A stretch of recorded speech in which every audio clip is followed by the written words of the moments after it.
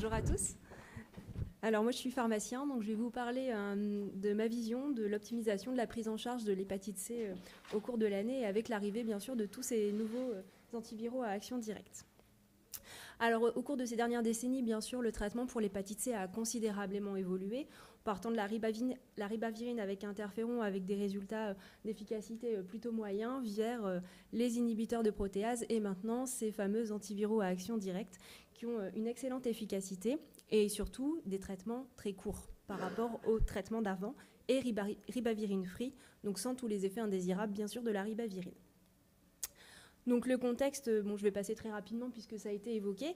Donc bien sûr, ces antiviraux sont chers. Du coup, l'encadrement de la dispensation et de la prescription a été fait avec différents textes et notamment la mise en place de ces RCP qui étaient obligatoires avec un accès limité à certaines catégories de patients. Puis ensuite est arrivé, grâce à Marisol Touraine, le traitement universel, où les RCP du coup sont devenus facultatives. RCP bien sûr, pendant lesquels intervenait le pharmacien, notamment au niveau de la détection des interactions médicamenteuses. Et du coup, c'est posé le problème finalement de quand détecter, on verra ensuite, les interactions médicamenteuses. Donc les RCP qui étaient limités à certaines catégories de patients, donc je ne vais pas vous lister.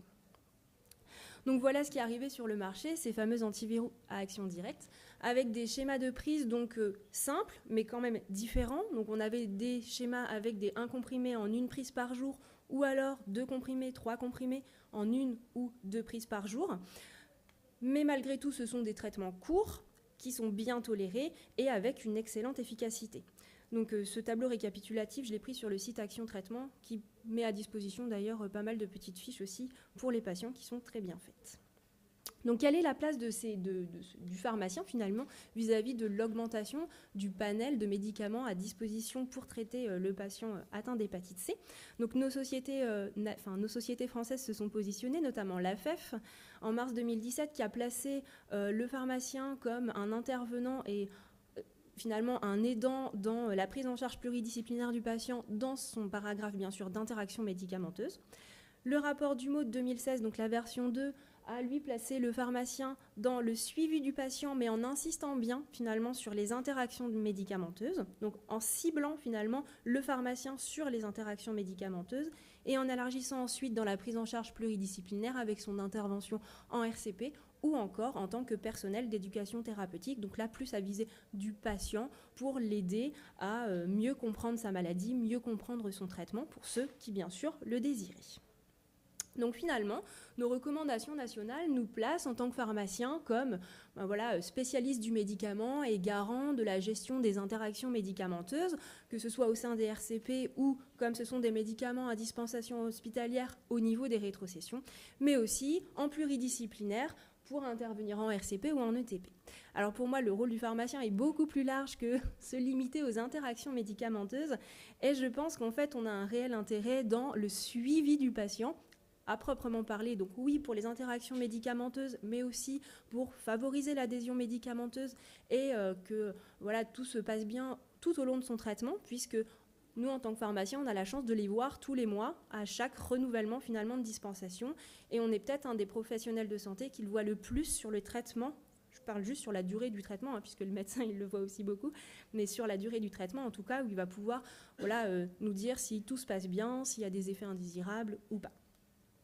Donc oui, face à tout ça, on a bien sûr notre place, mais quels sont les outils à notre disposition pour nous aider à essayer de bien gérer justement et de ce suivi patient?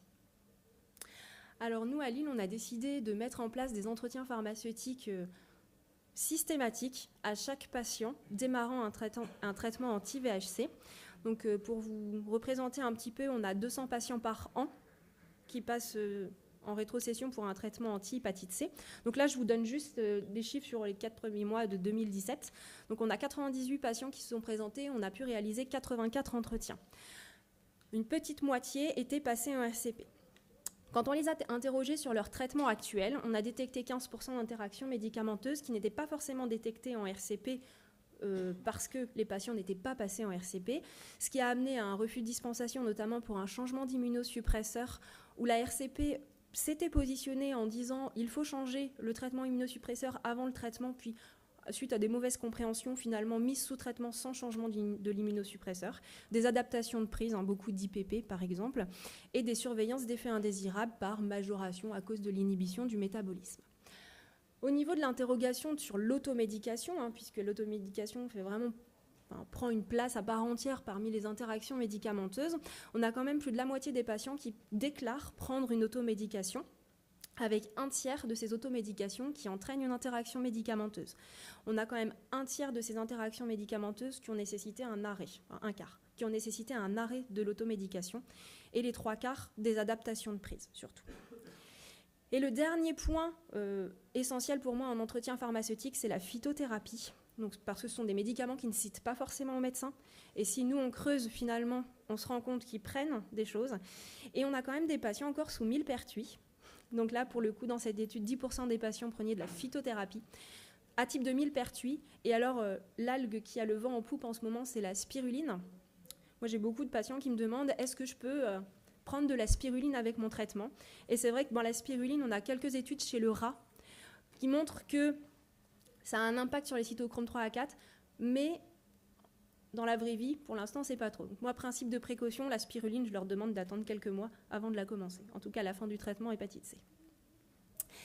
Donc pour bien sûr rechercher les interactions médicamenteuses, on a un super site internet de l'université de Liverpool, Hep Drug Interaction, qui est spécifique à l'hépatite C et qui peut vraiment nous aider, puisqu'il va nous donner en plus des RCP des rapports d'AUC, ce qui va nous permettre un petit peu d'adapter les posologies surtout, et vraiment de donner une conduite à tenir potentielle, c'est toujours pareil, mais au médecin, d'argumenter plus auprès du médecin. Donc juste une diapositive de rappel rapide concernant les métabolismes, parce que oui, ce sont des traitements courts, efficaces, mais on le voit, ils sont soit substrats, soit inhibiteurs du 3 à 4, de la PGP, de la BCRP ou de l'OATPB1. Et du coup, finalement, ils sont bien pourvoyeurs d'interaction. Donc voilà. D'où la nécessité pour moi de checker à chaque fois les interactions avec ces antiviraux à action directe.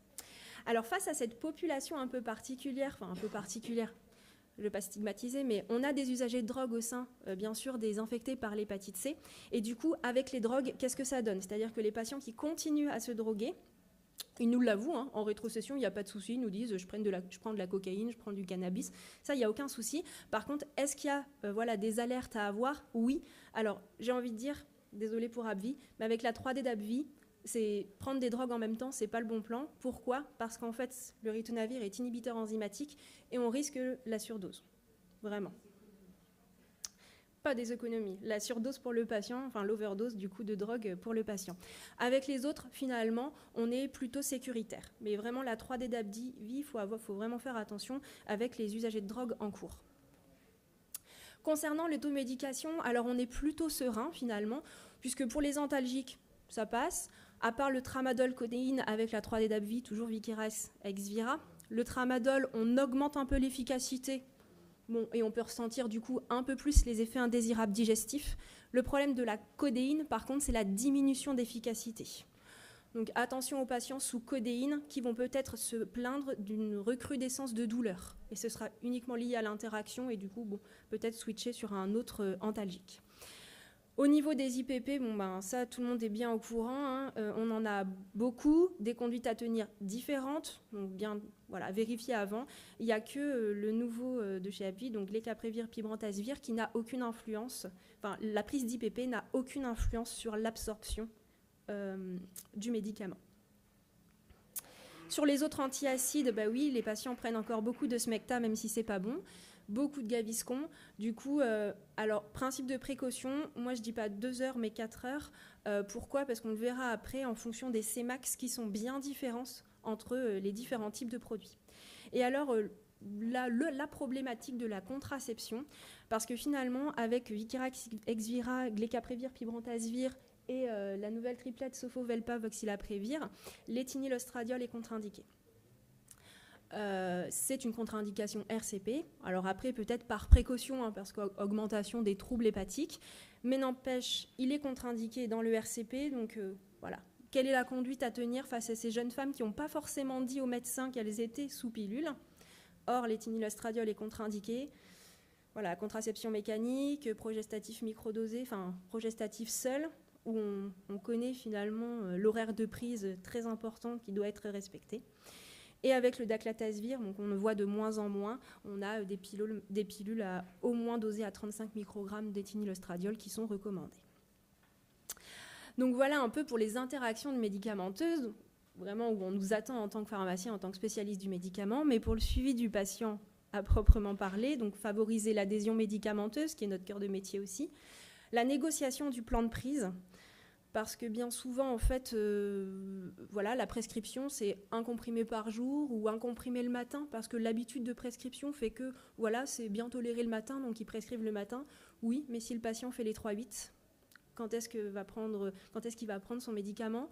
Oui, mais le patient a plutôt tous ses médicaments le soir, donc finalement, il préférerait le prendre le soir, mais comme le médecin a prescrit le matin, ça l'embête beaucoup de changer, parce que c'est important, la prescription. Donc, cette négociation de plan de prise pour s'assurer d'une bonne adhésion au sein, bien sûr, de l'entretien pharmaceutique. Alors, je vous le parlais tout à l'heure, justement, de ces problématiques de CMAX, notamment au cours de l'entretien pharmaceutique, les notions d'oubli et de vomissement, pour moi, qui sont primordiales à aborder. Pourquoi ? Parce qu'elles ne sont pas forcément abordées par les autres professionnels de santé. Et dès qu'on en parle aux patients, ils sont assez curieux et demandeurs de ces informations, puisque c'est des informations pratiques. Et donc, on voit finalement qu'en fonction des différentes spécialités, on a des cut-offs qui sont complètement différents. On passe de 12h, 16h, 18h. Donc, pour les retenir, soit on les apprend par cœur, soit on a vraiment des fiches patients avec chaque molécule qui permettent de les rappeler. Il faut savoir qu'au départ, nous, on les donnait oralement. Et en fait, voilà, c'était une erreur de débutant. Et c'est vrai que maintenant, ils nous demandent de plus en plus des informations écrites sur ces oublis et ces vomissements. Quoi faire finalement avec le traitement au quotidien.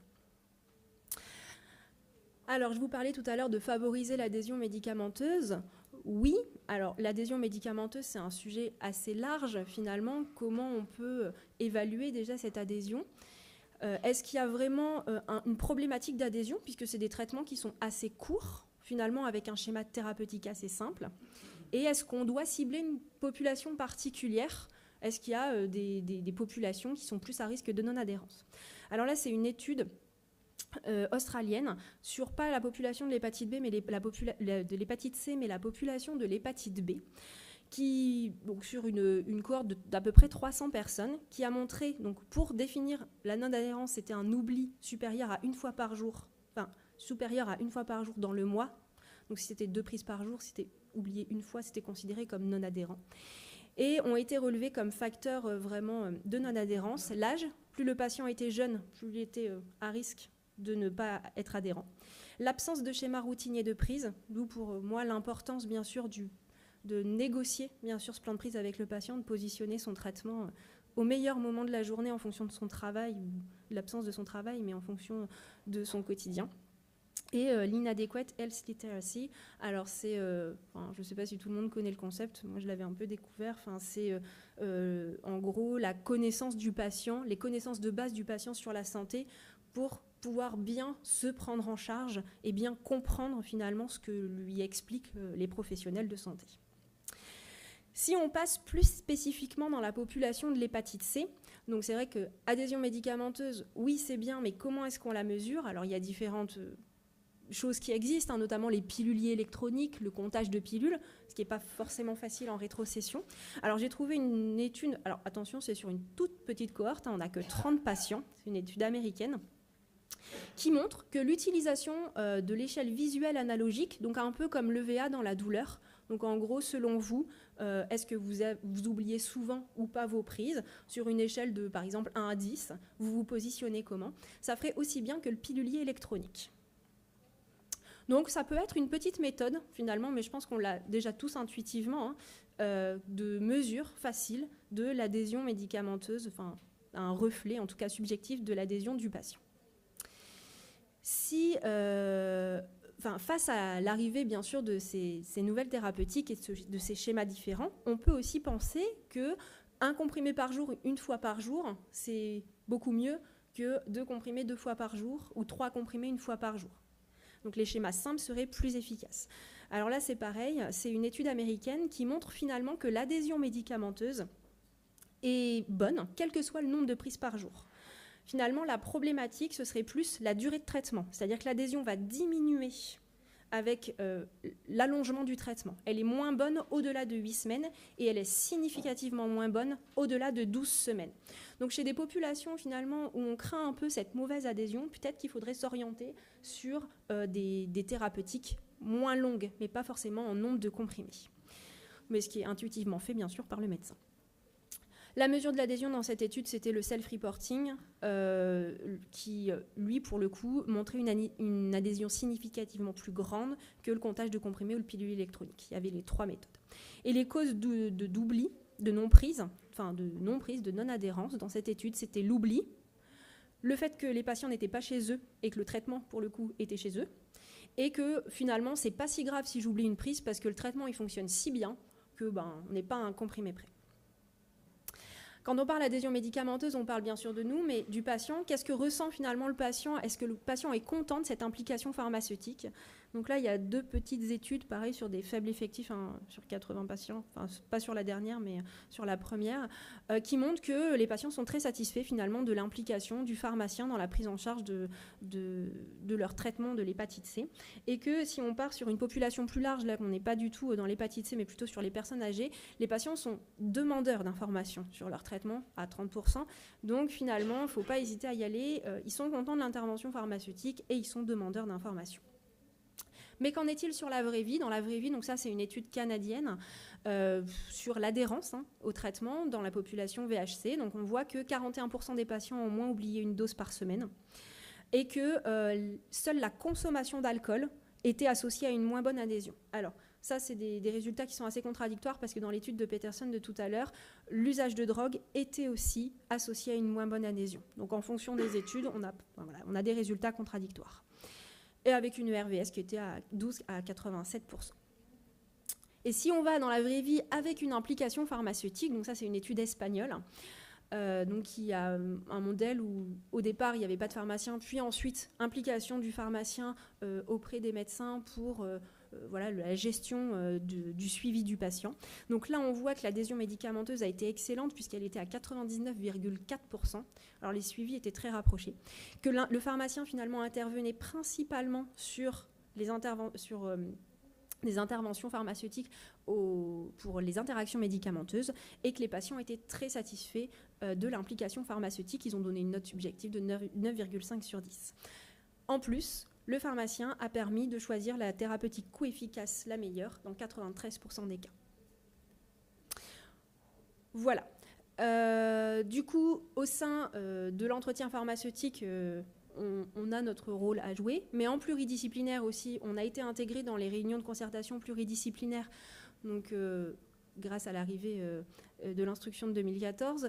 On a bien sûr un rôle de détection, toujours pareil, des interactions médicamenteuses, mais ces RCP, pour moi, sont aussi nécessaires pour gérer l'approvisionnement, essayer d'avoir un stock le plus juste possible et surtout essayer de ne pas avoir de rupture. Si le patient est mis sous une thérapeutique qu'on n'a pas, au moins on est prévenu un petit peu en amont et on va pouvoir s'organiser pour que le patient finalement puisse avoir son traitement au bon moment. Et bien sûr au niveau médico-économie pour le choix de la thérapeutique la moins chère, si on a le choix entre 2 thérapeutiques possibles, pareillement efficaces pour le patient. Et enfin, dans l'éducation thérapeutique, notre place est trouvée. Les programmes d'éducation sont toujours construits à peu près de la même manière, en améliorant la connaissance bien sûr de la maladie, la place du patient dans le parcours de soins, comment on évite de transmettre la maladie, ou encore la gestion des traitements. Voilà, dans les perspectives de l'optimisation de prise en charge pharmaceutique, moi, un point qui me tient à cœur, c'est le suivi de cohorte, pour éviter les perdus et éviter l'apparition des résistances, même si l'apparition des résistances n'est pas que le fait de la mauvaise adhésion thérapeutique. Mais alors, étant dans un CHU, bien souvent, je vois les patients une fois, à la première dispensation, puis ensuite ils partent en périphérie, et on ne les voit pas du coup à M2 ou à M3. Est-ce que c'est parce qu'ils ont arrêté leur traitement ou est-ce que c'est parce qu'ils ont été dans une PUI plus proche de leur domicile? Ils auraient totalement raison, mais du coup, on ne sait pas. Ou alors, ils peuvent venir à M1 et à M3, sachant que M2, on ne sait pas s'ils ne l'ont pas pris ou s'ils ont été ailleurs. Donc, pourquoi pas créer des réseaux pharmaceutiques au sein d'une région, un peu comme sur le modèle VIH, pour s'assurer, tout simplement, que le patient prenne bien ses 3 mois de traitement et qu'il y ait un réel suivi, finalement, du patient. Et s'il y a des problèmes d'automédication, pourquoi pas se laisser des messages pour voilà, revérifier à M2, M3, M4. Et enfin, on parle beaucoup de prescriptions ouvertes aux médecins généralistes. Donc on n'a pas beaucoup de cohortes, enfin ils n'ont pas beaucoup forcément de patients à traiter, donc vraiment il va falloir être très vigilant quant à la dispensation, et une dispensation par les officines. Alors du coup, quid du stock? Parce que c'est un stock qui est très cher. Est-ce qu'il n'y aura pas de rupture thérapeutique? Est-ce qu'il n'y aura pas... Enfin voilà, donc c'est toute une gestion. Et quid de la gestion de la cohorte, là, qui sera encore plus difficile, puisqu'on pourra passer d'une errance officinale. Avec bien sûr une nécessité de formation de nos collègues officinaux à la dispensation de ces nouvelles thérapeutiques. Voilà, j'en ai fini.